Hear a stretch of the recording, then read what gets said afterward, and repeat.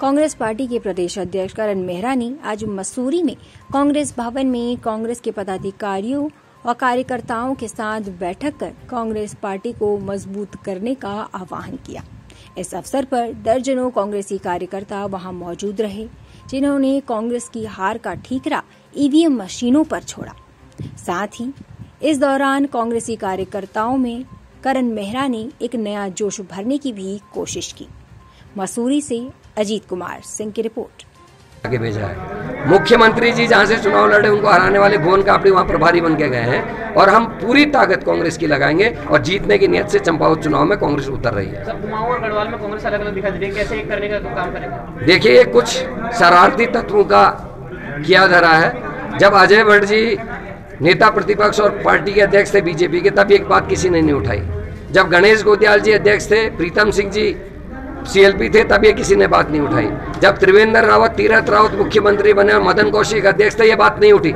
लेकिन आज ये बात जानबूझ के उठाई जा रही है ताकि 2 मंडलों का बना हुआ ये राज्य छोटा सा, ताकि हम उत्तराखंडियत की बात को भूल जाएं, हम पलायन की परेशानी को भूल जाएं, हम बेरोजगारी की परेशानी को हमको ध्यान है, जल जंगल और जमीन के जो हमारे मुद्दे हैं जिससे हमारे राज्य को लाभ होना है, कैसे हम उसका फायदा उठाएं, उस विषय पे कोई चर्चा नहीं हो रही। इसका सीधा सीधा मंतव्य है अपने निजी स्वार्थ, अपने राजनीतिक लाभ को देखते हुए कुछ लोगों ने प्रसारित किया है। और मैं कोशिश करूंगा कि गढ़वाल और कुमाऊं का जो भाई का रिश्ता है ये बना रहे, हम उत्तराखंडियत की बात करें और उत्तराखंड को आगे विकास के रास्ते में ले जा सकें, उसके लिए हम संकल्पबद्ध हैं और उसी दिशा में काम करेंगे। आते हैं उनके सुझाव हैं, वो परेशान हैं गुटबाजी से, वो परेशान हैं कि हम कैसे लोगों के बीच में अपनी बात को रखें। उन्हीं बातों को समझने के लिए मैंने कार्यकर्ता बैठक रखी, इसीलिए मैंने जनता की बैठक नहीं रखी।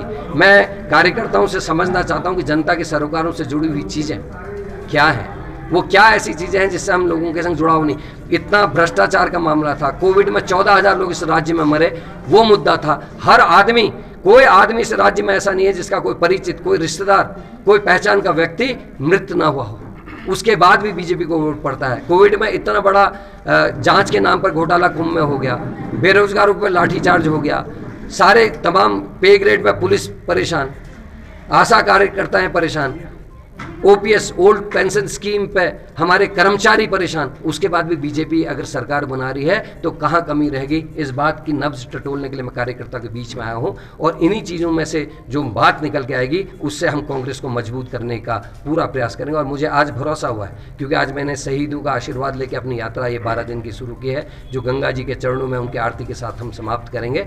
बाबा केदार और बद्रीनाथ जी का आशीर्वाद लेकर हम इस यात्रा को आगे बढ़ा रहे हैं, उनके दर्शनों के लिए भी हम जा रहे हैं। तो मुझे पूरा भरोसा है कि 1 साल के अंदर आपको एक नई कांग्रेस देखने को मिलेगी और बहुत मजबूत कांग्रेस। मैंने जब एक ही बात कही कि ओनली कांग्रेस, कोई नेता नहीं, कांग्रेस नेता है, कांग्रेस की विचारधारा नेता है, सब ने समर्थन किया है। मेरा विश्वास बढ़ा है, मेरी हिम्मत बढ़ी है और ये कारवां आगे बढ़ेगा तो हिम्मत और बढ़ेगी। इसी भरोसे के साथ मैं आज ये यात्रा को शुरू कर रहा हूँ। राष्ट्र में एक चिंता का विषय, और राष्ट्र में नहीं, ईवीएम का निर्माण वाले देशों ने भी बैलेट पेपर से अपने यहाँ चुनाव शुरू कर दिए। और एक बहुत बड़ा उदाहरण मैं आपको देना चाहता हूँ, आप पत्रकार भी हैं, बीबीसी ने कार्यक्रम चलाया था फ्रांस में।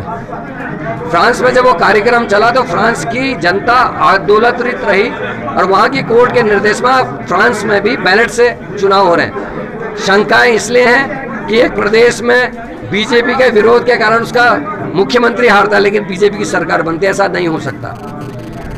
आपके उत्तर प्रदेश में मौर्य जी को हरा दिया जाता है, उत्तराखंड में मुख्यमंत्री को हरा दिया जाता है।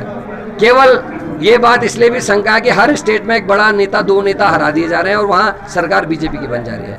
कई बूथों में ये शिकायत है कि जो कैंडिडेट है उसी बूथ का रहने वाला, वहाँ 0 वोट उस कैंडिडेट को पड़ रहा है। मेरे यहाँ आम आदमी पार्टी का आदमी की 2 बहनें एक गाँव में ब्याही गई हैं, अगर उसके परिवारों ने नहीं भी दिया होगा तो 2 बहनों ने वोट दिया होगा, उसको शून्य वोट पड़ा है। ये कई कारण है जिससे शंकाएं पैदा हो रही हैं। यहाँ धामी जी जो पार्टी का फेस थे, जो मुख्यमंत्री का चुनाव लड़े थे, वो चुनाव हार जाते हैं। यूपी में मौर्य जी चुनाव हार जाते हैं। तो ये शंकाएं जनता की तरफ से आ रही, और हम कह रहे हैं जब विकसित राष्ट्र अमेरिका और जापान जैसे, फ्रांस जैसे देश बैलेट से अपने आप चुनाव कर रहे हैं तो जनता मांग कर रही है सरकार को फैसला करना चाहिए। बैलेट से 1-2 चुनाव करके देख लें और परिणामों से पता चल जाएगा ईवीएम में गलती है या नहीं है। बहुत गंभीरता से चुनाव की तैयारी कर रही है। आप देखिए, उन्होंने कैलाश शर्मा जी को प्रभारी बना के भेजा है। तो कांग्रेस ने मनोज तिवारी को, जिन्होंने कैलाश शर्मा जी को चुनाव हराया है, उनको प्रभारी बना के भेजा है।